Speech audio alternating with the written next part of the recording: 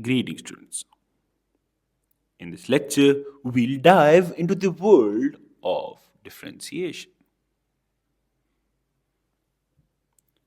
Ever wondered why we use differentiation? Well, differentiation helps us understand how things change over time. It's like having a superpower to analyze rates of change. For instance, imagine you are driving a car. Differentiation helps us calculate your speed at any given moment. Or consider a light bulb. By differentiating its power consumption over time, we can optimize energy usage and save costs.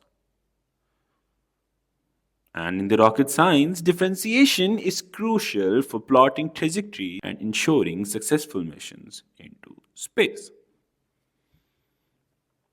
So, whether it is in everyday life or groundbreaking discoveries, differentiation is the key to unlocking endless possibilities.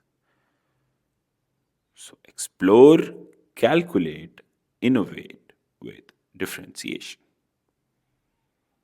Well, that's all from us in today's lecture.